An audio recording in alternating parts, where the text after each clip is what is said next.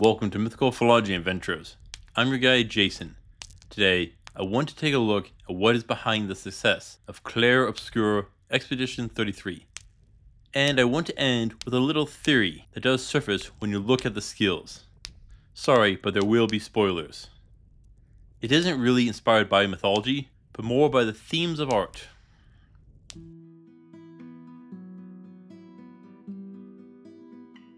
The prologue takes us to the city of Lumiere, and it is clearly based off of Paris. I mean, you can see the Eiffel Tower, bent and broken. Well, what do you expect from a French gaming company? Now, this damage to such a monument has two purposes. The first shows that something has happened. But if you really look at the tower, you'll notice that the metal shouldn't be bent the way it is. No, it should collapse. It is reminiscent of the Persistence of Memory painting by Salvador Dali, the Melting Clock painting, and other surrealist paintings. And you see this kind of painting theme elsewhere. At this time, you'll meet Gustave and Maëlle. Gustave is a 32-year-old man and is going to meet his ex-girlfriend Sophie, who is 33. And they speak about her gommaging. And this word means to exfoliate your skin, so it means to be removed. Could serve as a fairer translation. As you meet and speak with Sophie, it sounds as if she's leaving. As you look around, you notice that all the people are fairly young, and there are many orphan children. When a bell chimes, your attention is drawn to a massive pillar and a woman sitting before it. She is called the Paintress. The number 34 glowing on the pillar. When the Paintress awakens, the number goes down to 33. Then Sophie, and anyone over the age of 33, turns into red and white petals and vanishes. And the true impact of the gommage hits. 67 years ago, there was the fracture, and the city of Lumiere was thrown from the continent and dropped into the middle of the ocean. Expedition 0 is then sent out to rescue the survivors, and the newly appeared Nevrons which are hunting them. And a translation is neuron. Now, when Nevrons kill a person, their body turns black, locking the chroma, or color, inside their body. It took a few years before the true horror of the Paintress came to realization. Every year, when the Paintress awakens and lowers the number, and when she does, anyone older than the number on the monolith is gommaged. It took a few years due to the lack of people at the age of 99, 98, and down. Eventually, they started noticing, and the first expeditions were sent out. And they failed with no information being brought back. And this brings up the main theme that runs through the whole game. Grief, mourning, and death. We see this clearly as what happened the moment our Expedition 33 first sets foot on the continent. A white-haired man attacks with a group of Nevrons and slaughters them. This man is far too old to exist, well past the age of gommage. Act 1 follows Gustave. After the beach attack, he escapes, but is separated from all the others. Alone, he finds a pile of blackened corpses, and in a moment of weakness, points his own pistol at his own head. At the last moment, he is saved by Lune, arriving and talking some sense into him. Lune is the first character I want to look at. Her theme is the loss of parents. And while sad, that is something we expect. It is logical, and we can see that in her personality. She suppresses her grief with logic, and we see it in her abilities. They operate on generating stains to improve her next move. Stains being something that helps change the color of something else. Overall, her attack pattern is pretty logical. Use fire to get lightning stains, to get earth, to get water, and back to fire. From there, you will eventually find Maëlle within a mansion that has the curator inside. I'll get to Gustave and Maëlle's characters in a bit. The curator is a black and white, faceless humanoid, which will trade chroma to improve your weapons. Mostly it just sits back at your camp and waits. Eventually, you'll enter the gestural village. These wooden figures with paintbrushes for heads that love to fight. Their name means gesture, supposedly. They were a race which existed before the fracture, but aren't subject to the gommage. When slain, they can be resurrected. Think about cleaning and repairing paintbrushes. They actively carve their world like a paintbrush on a canvas. While there, you'll meet Ciel. Her theme is lost romantic love. She was married, but about 6 years ago, her husband died in an accident. In her grief, she went for a swim, and kept swimming until she couldn't and passed out. Yeah, she attempted suicide, but was saved, though she would later learn that she was pregnant and had a miscarriage. We even see this in her abilities. She generates sun and moon charges, male and female, and when combined, they bring something new into the world. Twilight, a child, the union of both. She also generates foretold charges on foes, or potential which empowers her other attacks. But she does have another side. She has great support abilities, and this again fits her theme. Marriage is about supporting another person and bringing out the best of them. Now, who saved Ciel? That was Esquier, who looks like a giant walking, swimming, and flying bag of wine. Esquier means esquire, noble, or lawyer. He comes off as a goof, but look at the meanings of his name. They all mean to rule over, to control and understand, and can guide you through obstacles. And that is what he does as you regain his stones, his land. Yes, our fool is the key to getting past the obstacles. And that brings us to the last area of Act 1, the longest act. And we can now look at Gustave.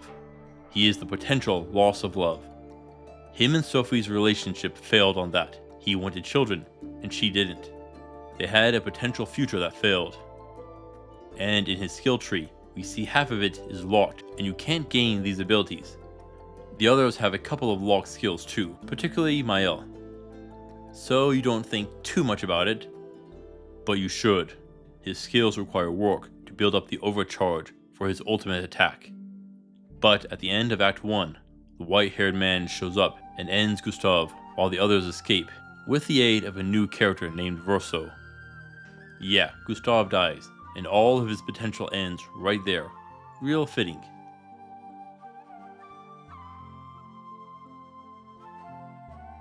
Act 2 starts with you meeting Verso, and I can't do his story quite yet.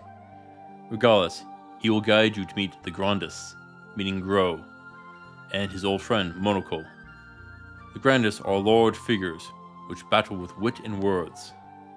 But more importantly, you get Monaco, a gestural. He is the master of all trades, jack of none. He is a shaman and uses the feet of the Nevrons to transform into them and use their power. And he's the second most broken character once you get his feet collection. Gestrals are like paintbrushes. He takes up the color of the Nevrons and uses it himself. His personal quest is the loss of a friend, both with the other Gestrals and with Rosso. Eventually, you will go to the remains of old Lumiere, and the party gets split up. But will join up once Maël finds the mansion and sees the white-haired man, Renoir, who is Verso's father. They are both immortals. With them are two more figures, a female figure like the curator, and a girl that looks like Maël wearing a mask to cover her burned face. Verso wanted to get the female curator out, but wouldn't reveal much yet. Once regrouped, they will seek out two powerful Nevrons to gather Chroma to make the Barrier Breaker sword to bypass the Paintress's protective barrier. The curator does this and gives the sword to Maël. We'll then fight through a maze of different places, battling Renoir to reach the Paintress, and will defeat her. But her final actions are to heal a party? Which makes no sense. Maël's eyes will glow momentarily as the Paintress dies, which sets off the largest plot twist in the story. Our victorious heroes return to Lumiere to celebrate, but then everyone starts to go marge. What? Yeah, a major twist as we start the third and final act.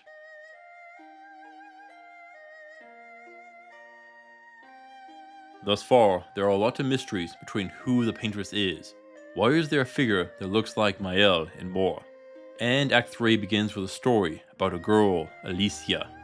Her face burnt and missing an eye, she can barely speak. Waking up in the mansion, she is called by her sister Clea. When she goes to the painting room, we see her mother, Aline, and her father, Renoir. They are staring at a painting while locked in place. A battle of wheels. And now I can talk about Verso. He's dead. He was Alicia's brother, who died in a fire caused by her.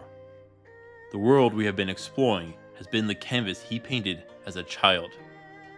After Verso's death, his mother retreated inside to mourn, but hadn't left. Her husband had attempted to pull her out, and that created the fracture. She was able to imprison her husband, but her power waned, and she could sustain fewer of the population, and that caused the Gommage. Yeah, she was trying to protect them. The paintress worshipping cult was right, it seems. Time moves differently in the painting, faster, which is how 67 years had passed in the painting, but only weeks or months in the real world. Clea reveals that there is a war between the painters, the Desandre family, and the writers, who we don't see. Alicia had spoken with the writers, and it had resulted in the fire which killed her brother and destroyed her face.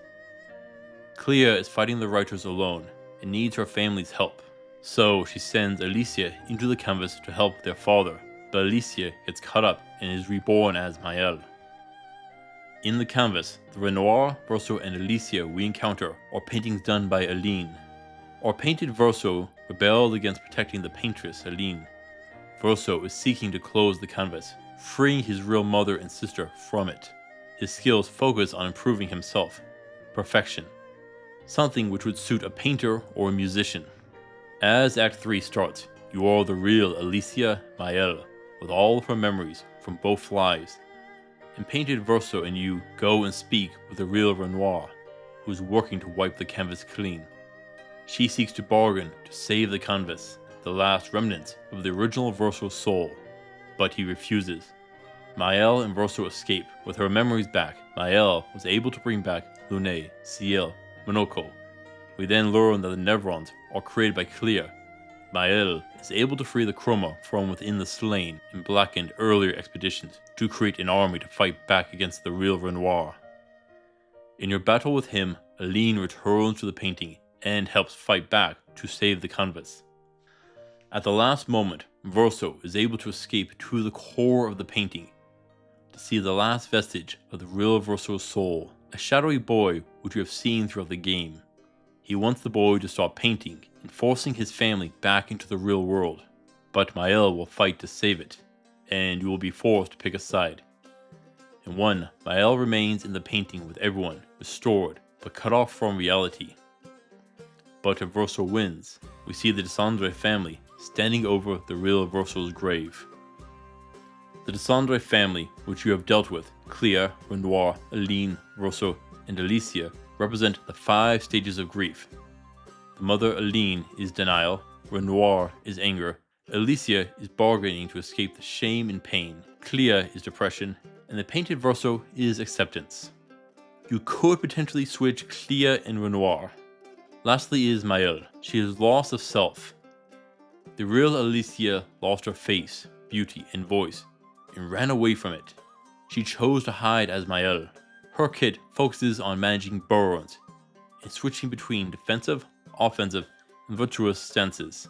Sadly, eventually, she just gets to the point of spamming Stendhal. And this is the theory I mentioned earlier. She has moves like Pierce, Meseforte, moves with 4 names. But Stendhal has an important meaning. It is the pen name of a French writer from the 1800s. His real name was Marie Henri Bailly.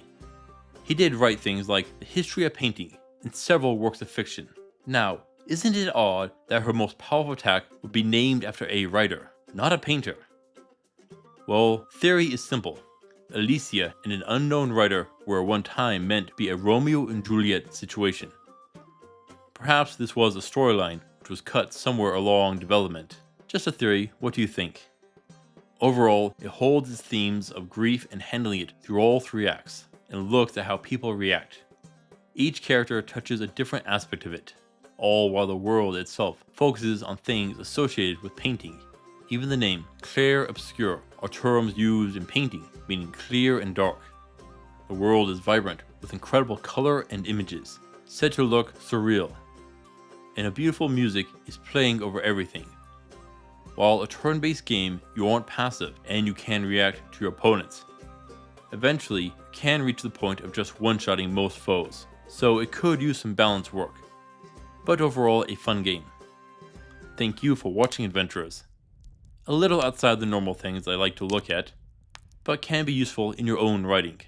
Until next time, I'll see you on the roads.